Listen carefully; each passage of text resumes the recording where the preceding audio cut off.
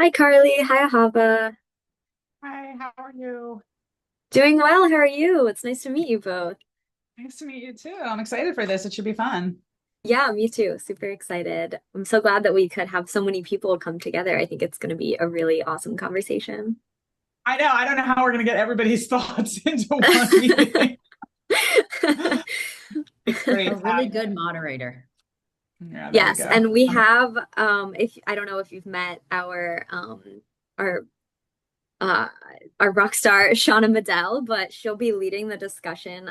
She's absolutely wonderful. She's a really great host, so you guys will be in good hands. I'll be in the background running the live stream, doing the tech based stuff, and she'll be leading you in all those questions. So Awesome. yeah, you're in Awesome. good hands Awesome. there, not to worry.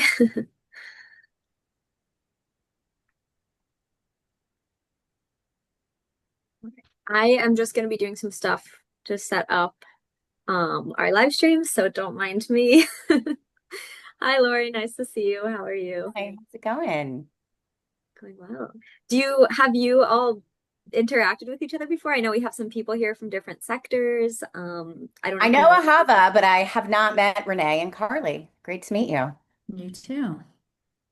Wonderful. Yeah, we try to compile people from, different industries, K to 12 education, higher ed, healthcare, general nonprofits, different things like that. So, should be a very insightful conversation from all of you. Lori, it's great to see you. You too. How's life? It's life. Everything and nothing, right? It's not nothing. I gotta say, I'm tired. It's been probably the most insane year I've ever had. So I just think, You're everywhere. I love getting your emails because I get to see, where in the world is Ahava Lead Tag. oh, thank you. That's so sweet. Yeah, maybe I'm too many places. Hello. Hi, Hi. Shauna. Hi, Morty. Hi. Nice to meet you. Hello.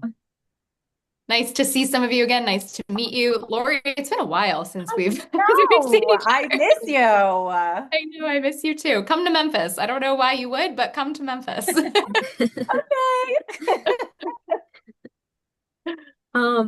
Well, wonderful. I think we're just waiting for three more people to join, so hopefully they'll be on soon.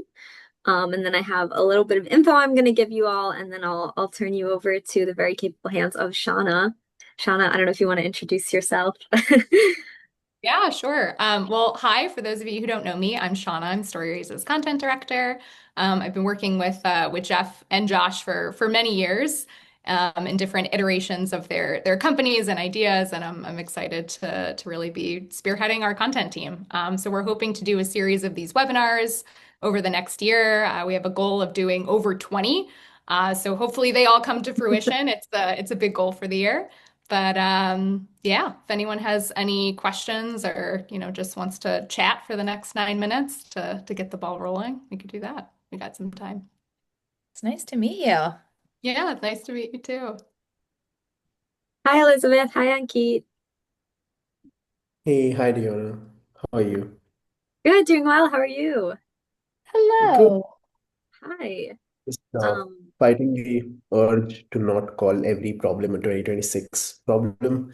Just this week, had that last. But yeah, I feel that. Let's see, how many are we missing now? One, two, three, four, five, six, seven. Okay, I think we're just missing Brian from Practivated. So almost everyone is here. That's great. Shauna just introduced herself, but um we can do brief introductions now. And then obviously you'll all be talking more on the panel. For those of you who don't know me, I'm Deanna. I am the marketing manager at Storyraise. I've been emailing with all of you. Lovely to meet you all in person. I'm sure you'll continue to hear from me as we move into the 2026 boost sessions. Here's Brian. Hi, Brian. Hope you're doing well. Um, a little spiel before we begin. So I'm going to be in the back end running the live stream during this. Shauna is your amazing, wonderful, uber capable host. So you're in very good hands there. You've all received the questions that you'll be answering. And we know there's a lot of you, so we're going to make our answers concise but really insightful, and hopefully this will inspire a lot of really good conversation. Some logistic things. I'm about to start setting up the live stream. There's a little bit of a lag, a delay with LinkedIn Live. So from 12:59 to 1, we're not going to talk. If we talk during that minute, it will appear on the live stream. So if we're having like our own catching up or conversations, everyone, all 120 registrants are going to hear that. So we don't want that. So I'm gonna, yes, not my first rodeo. I'm She's gonna our webinar guru. I'm gonna signal to you at 12:59 to not talk for 1 minute, and then we'll go live, and I'll signal to Shauna. Shauna, I'm gonna send you a Slack message when you can talk, and Shauna's gonna begin the intro, and then it will just flow from there. We'll be live until 1:45. We are gonna try to keep things timely. So at about 1:43, Shauna's gonna start her outro. All right. Does anyone have any questions? What's We're the not best way so that we don't necessarily like always talk over one another or things like that? Like just to answer questions, since there are so many of us. Yeah, that's a great point. So we're thinking this could kind of happen in a more like round robin style. So maybe if someone wants to start, Shauna, maybe if you want to call out someone specifically to start, and then, we can just follow our Zoom screen around from there, or Shauna can also prompt with a name. But yeah, Do we all see the same order though? Can you double check that? I see on my top left, I see Carly. And then I see Ahava, then I see Lori, see Morty, Renee, Ankit, Elizabeth, and Brian. I don't see that. You I don't think see there's that? Okay. a way to, like fix the participants so that they all read in the same way. And I'm happy to just popcorn it. Like if we just want to say like, okay, I'll turn it to Carly now, like I'm happy to do that. Yeah, why don't is everybody going to answer the same 5 questions or 4 questions because it's a lot? It is a lot. I don't think we're expecting to hear from every single person on every question. If you feel like you have, a really insightful answer, maybe just when you're done, pause and someone else can say, I'll jump in now, or something like that. Yeah. Okay. It's a big panel, so it is a big panel. Yes. We'll all do our best. Yes. This is the largest panel I have ever moderated. So we're just I don't even think it's a panel. I just think it's a party. Maybe we should frame it that way. It is really supposed to be conversational, so I think there will be some blips where people do talk over each other, and we'll just try to pivot as gracefully as we can. But I would say, depending on the length of the answers, if we could get 3 to 4 people to answer each question, and there may be a situation where, we're talking about something organically and then another question pops up or another conversation. So if we go in a slightly different direction, that's okay too. We don't have to get through everything on the list. Can I just triple check my volume? Can everyone see me, hear me? Am I moving around? Am I freezing? No, you're Okay. great. I'm not freezing. I'm not freezing. Okay. I had some glitches in the beginning, but I just closed everything on my desktop other than this. So I'm hoping that solves it. Thank you. I'm gonna go dark now so I can set this up, but any other questions Shauna can field, and I'll let you know when you need to stop talking. Thanks. One other note, if you can change your name similar to what Renee did, and then type out your first and last name, where you work, just because that's going to be very, very quick, and I don't want people to forget, which we know they will. So what we're thinking just to... we don't do Zoom, so I'm like not as Zoom forward. So let me see here if I can show you how to do it. So if you go to the top 3 buttons, the 3 at the top, and then it says edit. Let's see here. Edit name. There's some edit rename at the very bottom. Do you see that? You can also, if you click on the 3 dots in your little window. Yeah, that's the one I meant. Sorry. Oh, sorry. I think I tuned in 2 seconds too late. Do you see rename at the very bottom? I don't. I'm like totally that person. I just wrote out some easy instructions. Thank if that's helpful. you. Hi, I am also gonna jump in here and see if I can rename some of you. Yes, thank you. Let's see. Where are you? And you want us to introduce ourselves when we answer. That's the instructions we got. Okay. Yes. Yeah. So once you answer the first question, again, not everyone has to answer every single question. So whatever answer you give, your very first one, just say your name, your title, and where you work. If it helps to give a very succinct description of where you work, you're more than welcome to do that. Just, knowing that some people may not be completely aware of what everyone does. I think, Lori, for instance, right, Elevate Marketing Strategy, that is somewhat self-explanatory. But not everyone's company. Yeah, mine is not. Right. Exactly. So if you want to give just a little spiel on what you do, totally fine. Great. And is the chat for Zoom between all of us? I think we need to be quiet now. Sorry. Yeah, so here's our minute. I'm going to be monitoring the LinkedIn live chat. You can use the Zoom chat and that won't appear, so you're all good.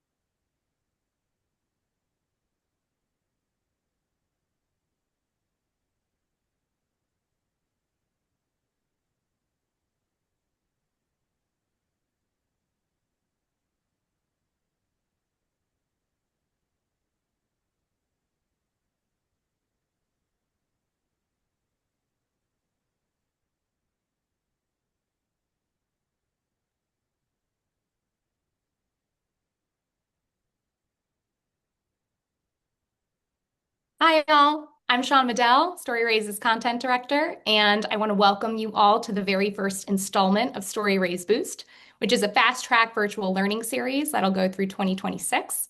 And if you're not familiar with Storyraise, it's a solution for organizations to create digital reports and videos.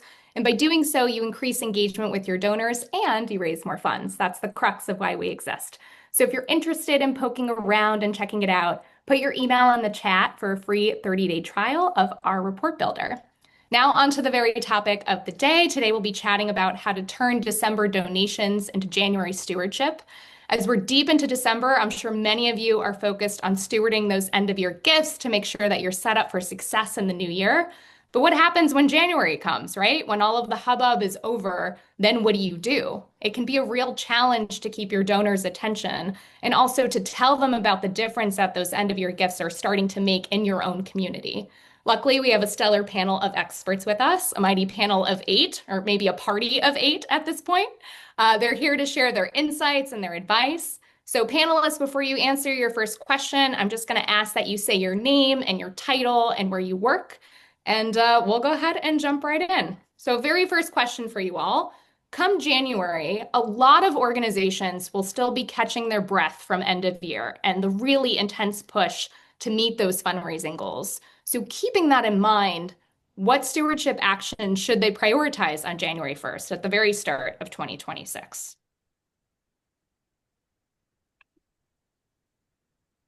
I can jump in, Renee Quinn. So Renee Quinn with version2.ai, Director of Sales and Partnerships. It's great to be here, and I absolutely love this topic. I think my first response here is going to be pretty self-reflective, if you will. I think that we really need to prioritize prioritization. Kind of listening, like understanding where we're at as a group, whether you have a team of 5 or a team of 100, your donor pool probably reflects that size. And so really understanding, okay, your portfolios, your plates, they're already full. What can we do with digital labor, which is what version 2 is, to really leverage digital labor to help us supplement, augment the things that we should be prioritizing as human beings in the field.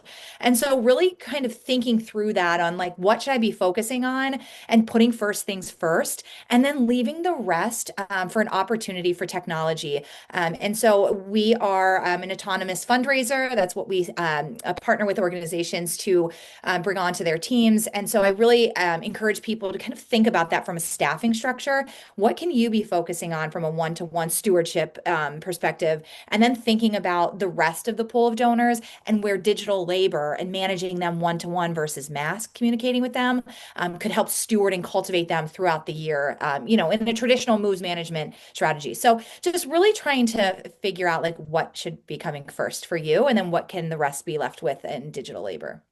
Mm-hmm. So my response, I think, is a little more tactical, but I'm Ahava Leaptag. I'm the CEO of AHA Media Group. We are a content strategy consultancy. So we help companies, only healthcare companies. So all my examples will be from healthcare. We help them with strategy, operations, and content creation and production. So what I'm thinking about is that, and digital labor is a great way to call this, but what I'm thinking about from a content perspective is that AI slop is really starting to create even more noise than we've ever had before. And I don't think that that's the same thing as digital labor. I think digital labor is really your thought partner and helping you with that, but actually using AI from the perspective of a content creation can be really helpful for drafting and for a thought partner. But I think what companies should really be thinking about is three things. The first is if you're have time, which nobody has, but every day you should put aside time to segment your email lists. That is going to be the most important thing you can do. McKinsey says that if you personalize your content, you will see 20x in revenue.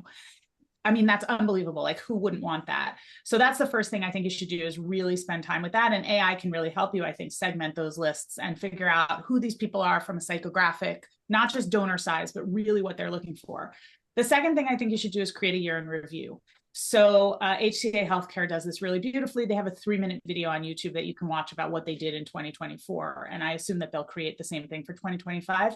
It's really just slides, animated. It's not like fancy A-roll, B-roll video. It's really just what we did, how we did it, what the impact was. And then the third thing I think you can do from a storytelling perspective is pick somebody who's been impacted by donors and tell the story in 12 different parts. So you create, suspense, and you create like, okay, we started off with this person at this point, and in February, you're going to learn what happened to them then. And in, March, you're going to find out what happened to them then. And I think storytelling is really going to become even more and more important, but you don't have to tell the story all at once. And all the examples I looked at, like, they're telling the whole story in one article.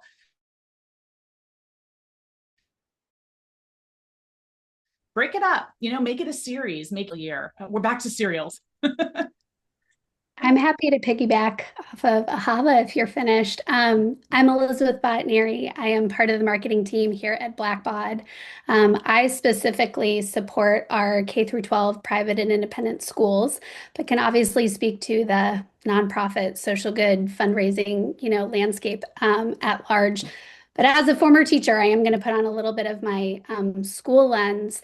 I think similar to what Ahava said, a school cycle, while end of year giving is important and Giving Tuesday and all of that, traditionally their calendar is structured a little bit differently. So your annual fund is going from, July 1 to June 30th. So in a lot of ways, our schools are at the middle point of their efforts when you start the new year. So it's kind of a great time to take a breath, check in on your data confirmation, and do any cleanup there.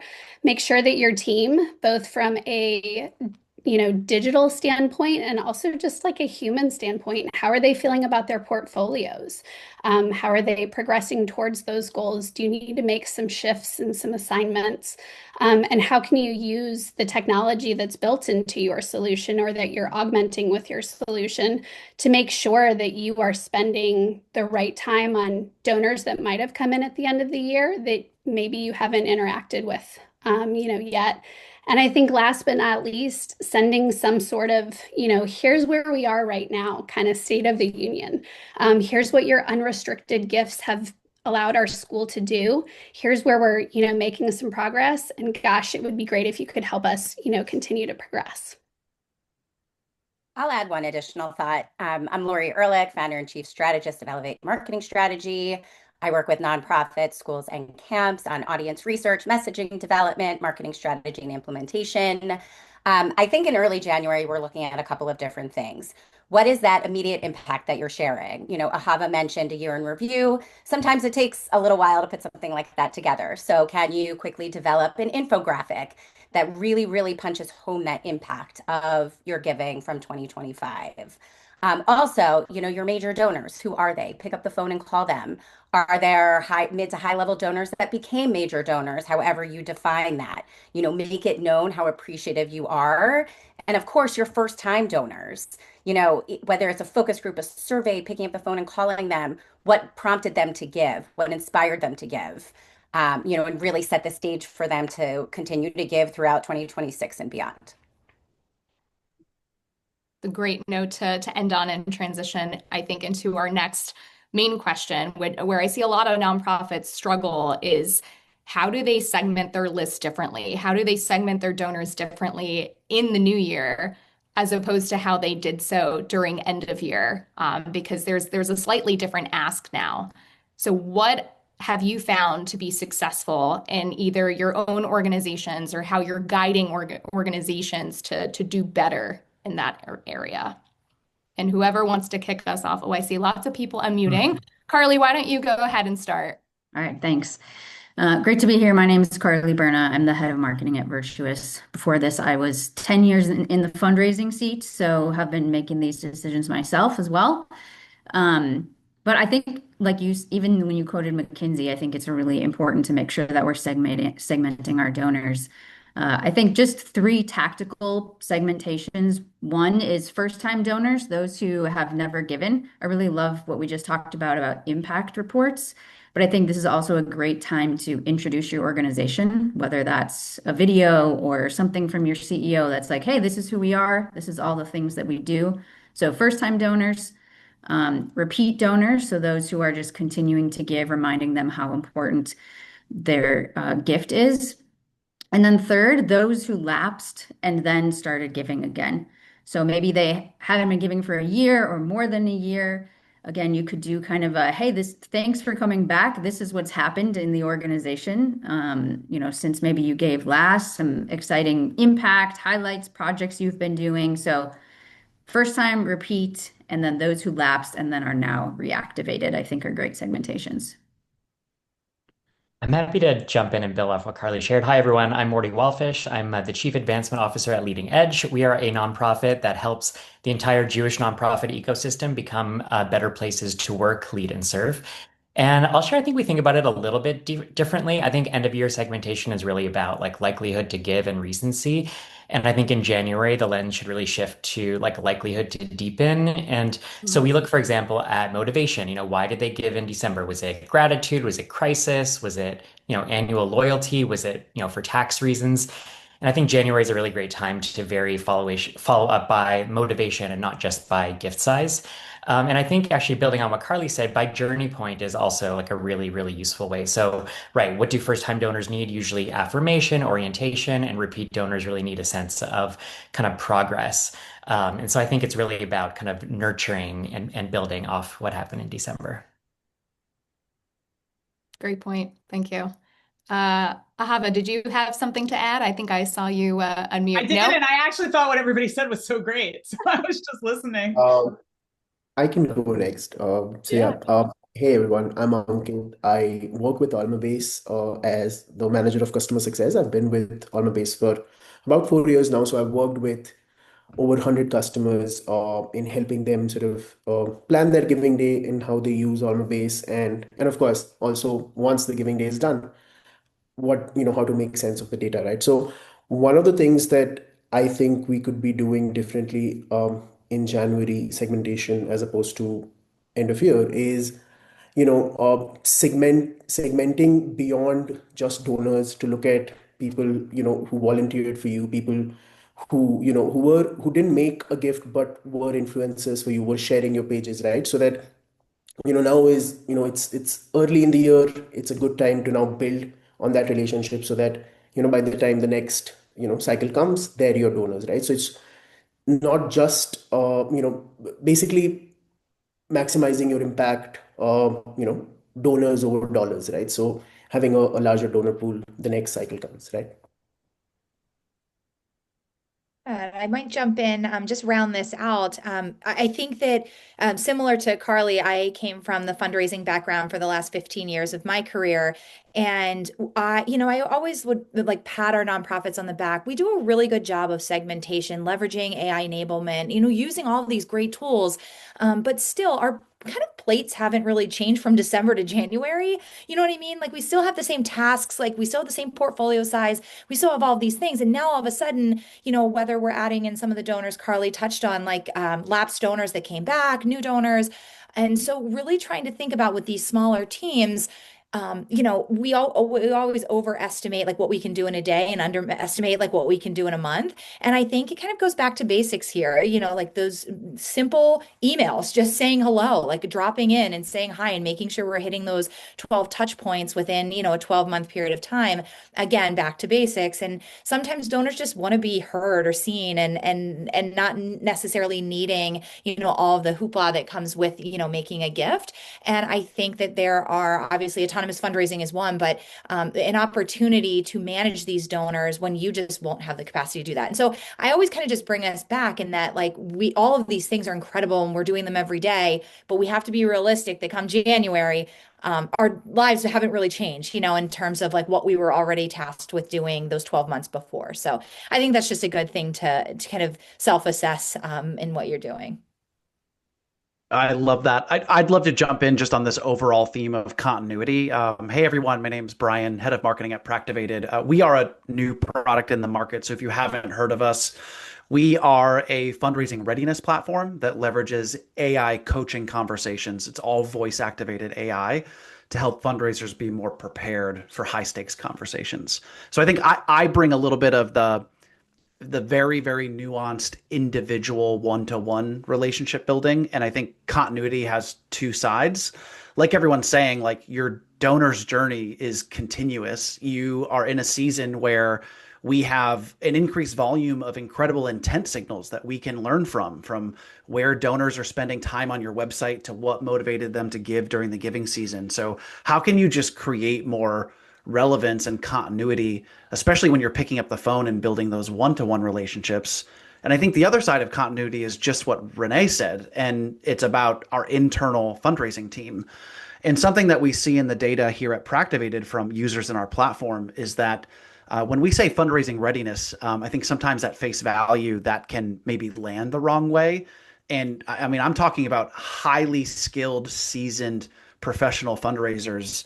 But what we see in the data is when pressure increases, it actually leads to decreased performance and uncertainty. And so I think if you're mid-campaign right now, if your fundraising goals are looming, don't worry. I think my encouragement is you still have opportunity to segment, to be very personalized, and to continue a journey with your donors, whether you hit your goals now or not. And I think it kind of even bridges into the first question where, I mean, I would recommend fundraising teams like in this high urgency season where a lot of nervous systems are activated, like take the time to pause, to slow down, to reflect, to celebrate before you jump into the next thing that's on the continuous to-do list. Because I think the stewardship of your donors across all your segmentation will be more effective if you're taking care of yourself in that process, especially with how high the pressures are now during year end. Absolutely. And I think we see this a lot on our end and helping nonprofits. They're just in such go, go, go, go, go mode that it's hard to take a breath and actually reflect on the progress and the outcomes of the campaigns that you just did. But that's important because that sets you up for success over and over and over again. Well, that really matters. And at Storyraise in particular, we work with a lot of small nonprofits too. We like to call them, they're small but mighty, right? They have a team of really dedicated professionals who are probably juggling 3 to 5 jobs, if we're being realistic. So what are some simple and scalable stewardship actions that they can take, knowing that they're small and that they don't always have the bandwidth, but what can they do without exerting such an incredible lift on their part, but having it still be effective? Lori, I saw you unmute, so why don't you kick us off? I think this is right in your wheelhouse. I mean, I can talk about this all day long, but I'll add 2 things, which is utilize your board. If you have a board meeting coming up in January, if your board is local, ask them to come in to sign cards, to help draft emails, whatever it is. I sit on a board and I'm sure somebody's watching and they're going to call me right after this. But, if you give me a glass of wine or a lunch or whatever, like I would love to help out. Secondly, is personalization goes a long way. If you mention something personal in an email or if you personalize a subject line, that's one of the things that catches my eye first. If it says Lori, whatever it is, like see how you impacted our organization in 2025, that email will be opened. I just have a quick fast follow-up on that, which is your board is a great idea. I think short thank you videos, even if it's just even of your board thanking your donors, and this doesn't have to be like in a studio, like an iPhone is a good enough camera these days that you can do a very authentic video. It doesn't have to be polished. And the donors that we did this with it just felt so personal because it was a video and it didn't seem like it was kind of like for the whole organization, every donor, but focused like to camera, really thankful, really appreciative. I think that's something that doesn't take a lot of time and then you can send that out easily. So I have a marketing director of one, and she has somebody who helps her. And using HubSpot, we created personalized landing pages for just our clients. I had a video that I curated from different interviews that I did with people at a conference outside of healthcare. We talked about a specific concept that's going on right now in healthcare marketing, and then we had additional content for them. I think that if you can do something like that, it sounds like a lot of work and a big lift, but if you're already putting together videos or you've had videos or you have a particular impact story that really can make a difference for people, you don't have to personalize it beyond like the subject line and actually like just having your, CRM put in the name and personalize it that way. So I think those are some of the things that you can do. I also think that putting together an infographic and layering that on different channels, we know that people are jumping around on social media and they're really looking at, a lot of different things. You have to hit them as many times as you can with those touch points. So I think don't worry about using the same piece of content over and over again. And then if you've got some money, run some ads. It's a valuable way to get in front of people. You don't have to ask them for anything. And, you can say like, I just want to let you know, like, here's what you did for us. And you can load those lists up. And I think that it really makes a big difference to people. So from that perspective, I think that there are a lot of small things that teams can do. And I think from our perspective, from a content perspective, people are so nervous about using the same piece of content over and over again. And yet that's what's going to get through the noise, that signal. So just don't be afraid to do that. Yeah, I'll just take 10 seconds to follow up on that. I completely agree. I think there's so much opportunity to recycle and repurpose content that organizations have. In particular, leveraging it to capitalize on an engagement opportunity. Just asking a simple question associated with it. Our virtual engagement officers do that all the time where, an institution, a nonprofit will send out articles and it will take that, extract it, send it as a text and say, like, do you have any thoughts and feedback on this? And again, people love to share their thoughts and concerns, and that is stewardship and cultivation. So I agree. Like, I think there's so much opportunity where you could try to force some engagement, between the donor and your organization. I love all these ideas, and I'll share just from a different perspective. At Leading Edge, we work with, probably fewer high-touch donors, mostly from the foundation side. And I think, Renee, building on what you said, many of them really want to feel like they're our fellow strategists and our thought partners. So even, asking a simple question, asking for a connection, an idea, a resource, some brain power, I think that can really go a long way. There's time. I'd love to add one other strategy or just effort that I think has a lot of rate of return for folks. And it's just really leaning into recurring giving and sustainer programs. I know I am a personal example of someone who many moons ago signed up to give an organization $10 a month. And here we are, however, many years later. And those, recurring donations have really added up, kept me, in touch with that particular, nonprofit. And, small things grow into a bigger snowball. So I think that making sure that your donors know, and I always think about a school. students are about to donate in the class of 2026, can you encourage that class to start a recurring donation each year of $20.26 or something along those lines, where as you're getting them wherever they are in their life journey, and then hopefully continuing to grow that gift and their capacity over the years. I love what Elizabeth just shared, and I'm going to break the rules of the conversation a little bit, and because I know this is a stewardship conversation, but I actually, like in my former life as a fundraiser, I actually found that one of the most successful months of the year that we grew our recurring giving base was January. It's a great opportunity to highlight and to add urgency after the giving season, where we talk about these are all of the things that we're looking to achieve this year for our programs, for our community, for our beneficiaries. We need your continued support. So it's an opportunity to educate and engage, especially like when the volume goes way down. It's a great chance to get folks that are really engaged in your mission from the giving season to then continue to grow that recurring giving base. I also think, yeah, go ahead. I also think that when, if you look at a lot of different associations and foundations, they offer people the opportunity to direct the gift towards research, towards helping patients, towards, whatever it is. And I think that there might be an opportunity to go to them and say, look at all the impact you had on research. Would you like to have the same impact on helping a patient?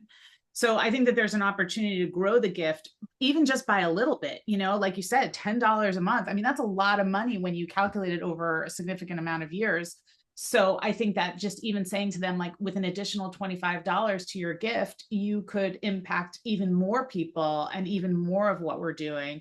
And I think that, can really help sort of push forward in terms of what you're doing. But I love what you said, Brian, about how January is the time, because I think people get donor fatigue. I think Giving Tuesday is exhausting at this point. Like, how many emails are you hit with? I think that, people are thinking about the end of December because of their taxes. But quite frankly, if you show them that anytime you give, it makes a difference, I think that can really, make a big deal. So I think that it's great to see the opportunity and not necessarily see that the wallets are shut. Yeah. It's a great finding. And I feel that a lot of nonprofit, because you don't have results yet from all of the money that you just received. It's the new year and you can't really give them the stories that they're looking for. They haven't happened yet. So in that case, sort of what we talked about, we heard from different folks, I think repurposing is really important. You have this arsenal of content, you might as well use it, right? You can repurpose it in any report you create or any promotional event or event recap. And at least at Storyraise, we try to, or we have really created this platform where you don't have to personalize every single thing. We can do that for you with the technology that we have. So it's a lighter lift on your end, and you can pull from pre-existing content that maybe you've already used or maybe has been sitting in your, Dropbox for the last year. But everything can be used and should be used. And thinking ahead of time so that way you're prepared for January is important, even though this crazy rush of December, it's hard to even be thinking about 2026. It's coming, right? You're going to blink and it's here. So it's important to start thinking about all of that now. And because we've talked about AI a little bit, and a lot of us are focused on the technology space and how we can utilize technology to ramp up all of these different organizations that we're serving, I'd like to talk about the hot topic of AI. So how are you all seeing AI shape donor engagement? And what can we actually learn from organizations that are using AI and using it well? Because we know that there are some organizations out there who are tinkering with AI, but aren't quite getting it right. And we've seen that. But the organizations that are doing it well, what are they doing? How are they getting it right? How are they using it? Yeah, I'll jump in here. I think that just firsthand experience, AI enablement has been around for a while now. Like we're all, and like you said, I agree. There are some that are tinkering with it and are trying to say they're using it just to kind of check that box for their board. But how are they leveraging it? And it really, again, takes human power to use these tools and to use them every day. And our plates are already really full as fundraisers. And so what we're seeing is from the autonomous fundraising space is really trusting the technology, is that bridging that gap between technology tools, digital labor, and then human labor. And so we're just seeing this trend of trust. And also from a donor perspective, we need to understand that our donors are just like us. And we have to kind of trust that they're using artificial intelligence. We shouldn't be fearful of, leveraging this technology for our organizations, and kind of just building that trust in trusting the technology, but also, encouraging your donors to trust, what you're doing with artificial intelligence. And so that's the trend that we're seeing, that shift in, the ability to really allow the technology autonomous fundraising to do its job and manage the donors. But outside of that, I mean, just because we're directly in the autonomous fundraising space, I do find that sometimes people are really checking that box, and we really need to understand like what we're jumping into with AI and how it's going to impact our day-to-day and our tasks that we're doing. Although it is making us more efficient, it's still requiring some human elements to it. Absolutely. I think building on the concept of trust, that is something, and this is where I'll go a little bit Blackbaud, is at the core of everything that we are building, supporting, from the ground up in terms of our commitment to AI and to responsibility. Our chief product officer was recently at a Fortune event, and he likened the relationship between AI and the social sector and beyond that, the nonprofit sector, to the baton pass in like a relay. And the fact that there has to be that level of trust behind the athlete that's receiving and the athlete that's giving. And so I think just making sure that as we're all looking into AI, whether it's around fundraising, whether it's around our day-to-day lives, just making sure that it's, purpose built, that the rules and how it's set up and what data is being shared and how is it being used, and really looking at it to help you, the old adage, work smarter, not harder, so that the things that we used to be devoting time to, whether it's building a list or things like that, is really, being repurposed to the human side of fundraising. Because thankfully, I think we all probably believe that that part is never going to go away. And so how can we use AI to strengthen those relationships? I also think that we need to get ready for agentic AI, where people are actually going to be thinking about, okay, they're going to say like, I have a family member, God forbid, with some disease, like which association should I give to? Can you donate for me? People are really going to be looking to automate some of these things, but they're going to be using the LLMs for research. So make sure your content has tons of proof points in it, because that's going to add to your, to showing up. We also know that AI looks for recent. So they really want to see dates published. They want to see that you're keeping your content fresh. They're going to serve those answers up first. So I just think thinking about AI overviews in search and thinking about making your content ready, make sure you have schema markup on your website. Those are really going to be very important, because they're searching for things differently now, and they're going to want AI to do these things for them. I just tell a personal story. It's not there yet, but like I wanted to get a hotel room in a certain place in the United States, and it gave me all the wrong information, and it could not make the room for me, but it's going to get there eventually. Companies are working on their data layers. They're making sure that this information is accessible. So invest in tools that are really going to make the difference for you, and make sure your content really gives people the information that they're going to look for. Figure out who your personas are and figure out the questions that they're going to be asking, and make sure it's in your content. Otherwise, you're going to fall behind. Just to jump in, if anybody didn't see Merriam-Webster's 2025 word of the year is slop, as it relates to AI, the junk that's coming out of it. And I think a lot of it happens, and I can spot bad AI content production in about 4 seconds. But it's training whatever AI tool that you are using. It's continually uploading content and what you're producing, so it can really get to know you and spit back out what you really are intending to get out of it. It is supposed to help you work smarter, not harder. And it really is there as your partner. But if you don't have a voice and tone guide, if you don't have a brand book, if you don't have all of these foundational messaging and visual elements to really help you along, it's not going to help you accomplish really what you wanted. And I would even add on to that, Lori, don't use it to create those things, because those things create the human element in. And so if you ask it, can you build me a voice and tone guide? And then you use that in a GPT, forget it. You're never going to get where you need to go. people, it's like you said, people recognize it. They know right away. Forget about the M dash. Like they just can tell that AI wrote this. It's just too well written. A human would never talk like that. And when I say well written, I don't mean really well written. I mean like just, like grammatically and all that kind of stuff. Actually, somebody commented on LinkedIn that she started to put typos in her emails just so people would know that she actually wrote it herself. That's hilarious. But so I really agree with you 100%. Like make sure you're working either with an agency or somebody who really knows how to build those kinds of empathetic human tools, and then build yourself a GPT, run your emails through it. I know for me, I do a ton of sales here. Some of my sales emails I didn't like the way they sounded. So I told ChatGPT, like, build me what a GPT would sound like in my tone. It has this thing. My hair is usually more hot pink. It's faded out, but it's like, let's get your hot pink energy in here, Ahava. And then it's like too much, but then I'm able to tone it down and like get it to where I need it to go. But without AHA Media Group's voice and tone and branding guidelines, I would never have been able to build that GPT. And I never would have trusted that to a robot ever. And I think that comes back to the trust piece of this, is that as long as you're being transparent to your donors, letting them understand that, we're a team of 5, we've got 30,000 people to communicate with every day. We're not going to be able to give you that one-to-one personalized journey support as humans. And so we're leveraging this. Come along on the journey with us, like really just being transparent. I think that's how we feel with autonomous fundraising, is we have our leaders writing those types of letters, like that we are using this. Here's why it's going to support our mission.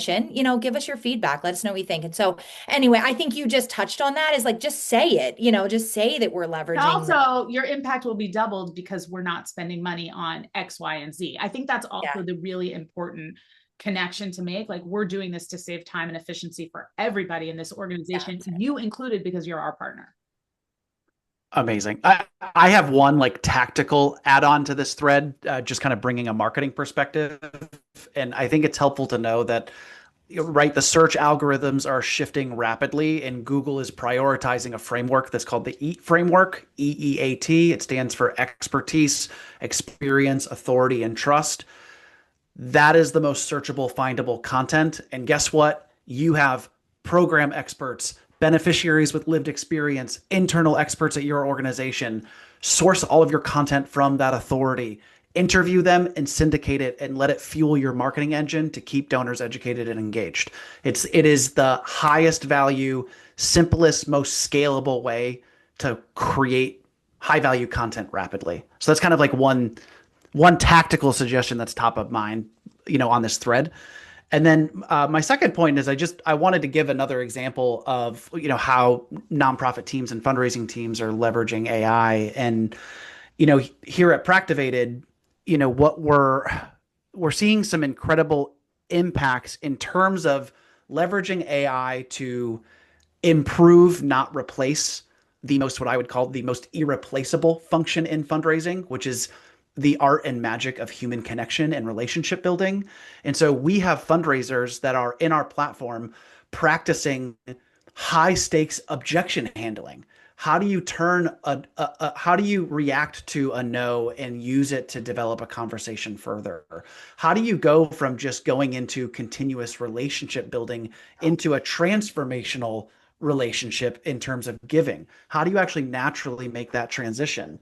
And so we see that through using an AI coach, through practice and confidence building and readiness development, that fundraisers are getting into donor conversations and stewardship conversations 280 times faster than before having an AI coach. We're seeing rapid increase in gift size by 33% because fundraisers are more prepared for all of the different nuance for those real world conversations. So I think my one encouragement is, think of AI as a way to bolster and strengthen the gifts that your team already has, not as necessarily a replacement. Great. All good food for thought. I do have one follow-up question to our AI conversation, because we know that there are organizations out there that haven't even touched AI, either because there's some skepticism on their part, or maybe they just are fearful of it and they haven't had time to feel like they're mastering it. What do you have in terms of suggestions or advice for those organizations that are looking to start kind of dipping their toe into the AI world, but they don't want to go too hard too fast? So something easy that they could start off with just to get a feel as to, is this right for us? How do we use this effectively? Oh boy. Check with compliance and legal first, unfortunately. Take them out for drinks. Like, I don't think there's a better way to do it. Like, just bribe them with alcohol. Compliance can be very creative, actually. They're lawyers usually, or they're compliance people. And so when you tell them the goals you're trying to hit with AI, you can really get them to think creatively for you. I also think looking at your competitors and what they're doing, I mean, nothing will get your executives more interested than when you say, look at what they're doing with tools. I think that, it's a very wild west out there. But I think if you pay for the tools that you're using so that you're protecting your information, I think that's also a really nice guardrail. But just showing executives proof points. I mean, there's a lot more smart people about AI here than I am, so I'm going to let them talk. But from our experience, I'll give you an example. We work with tons of hospitals, and in their MSAs now, they're asking, how are you planning to use AI? So they want transparency. They want to know what you're doing. And so we have an AI policy, and I think developing an AI policy is very important. However, I wouldn't use AI to develop the AI policy. I would use compliance to develop the AI policy. Agreed. I think it's also about training. And learning how to use AI, even from, the get-go. I know on my side, I've taken any number of courses and things like that. We are offering in the new year a free certification that is open to everyone. That is part of the AI Coalition for Social Impact. And so it is a free sector-specific certification that is designed to help organizations use AI effectively and ethically. So whether you are one of our customers or not, I would encourage everyone to check that out. You can just go to blackbaud.com/AI and see what's cooking. Great. I'll also just add that Fundraising AI has done a great job mapping a framework for the responsible use of AI specifically in fundraising. And so you can go to their website. It's fundraising.ai/framework. And it's just a great overview to give you some prompts to think through what questions should I be asking if I'm in a conversation with an AI platform that I can adopt for our team, to make sure that that platform is following certain through lines in terms of data integrity, inclusiveness, a bunch of other kind of like branches of this framework. But I thought that would be a helpful resource if people want to investigate further. Great. Thank you. And Carly, I think you had something to add as well. We'll wrap up with you before we move to the next question. Yeah, I was just going to say for the smaller nonprofits that don't have legal and compliance, like the one that I worked for, I think an AI policy is a great start of going to your leadership team and saying, hey, I've already thought through this, and these are some of the barriers you might have.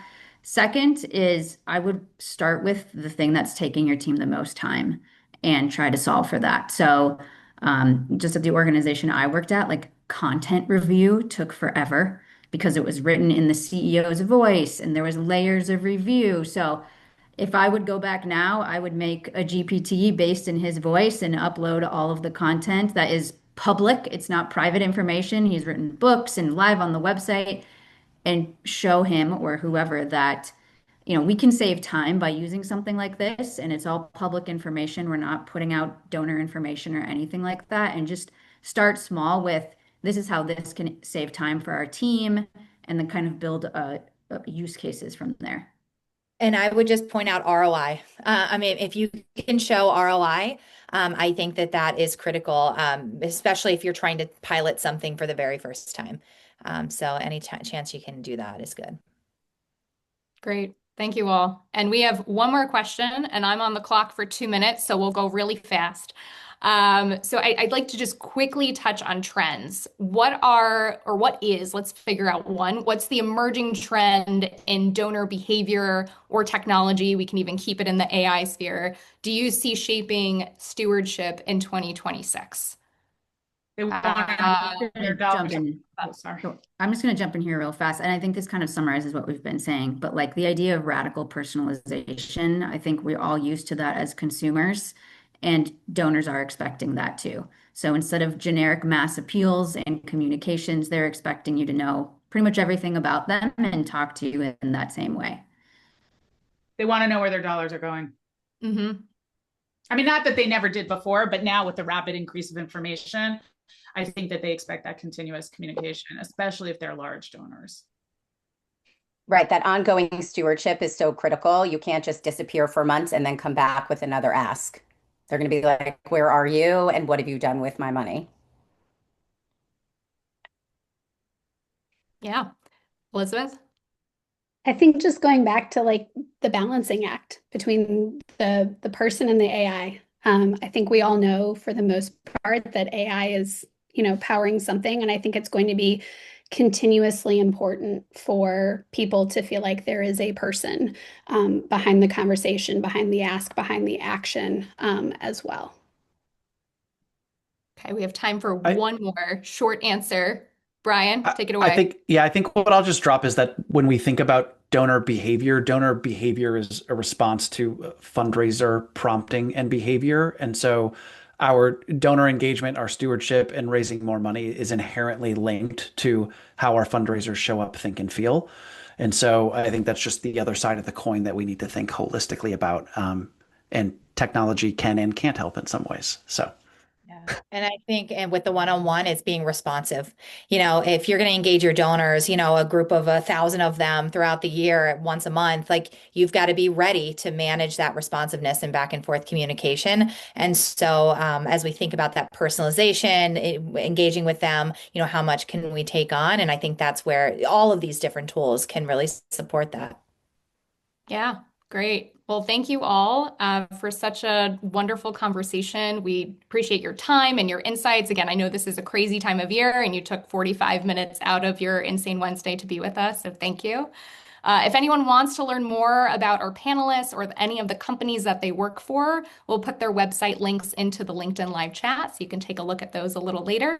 And again, if you'd like a free 30-day trial of Storyraise's report builder, you can put your email in the chat and we'll get you started in January.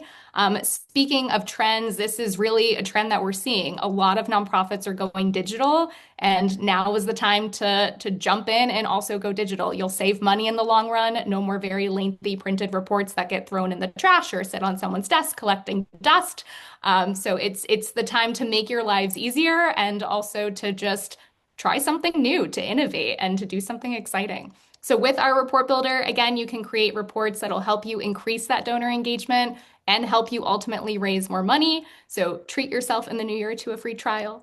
And if you have any further questions about Storyraise or any of the companies that you've heard from today, you can reach out to me at shauna@storyraise.com. Again, we're so glad that all of you could join us for our first installment of Boost, and you'll stay tuned for more sessions in 2026. So have a great day. Happy holidays, happy Hanukkah, Merry Christmas, all of the holiday greetings, and we'll see you in the new year. Thanks all. Thank you. Thanks, y'all.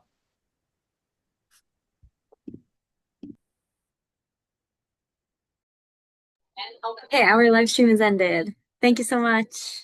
Bye, all. Thanks, y'all. Happy holidays. Happy holidays.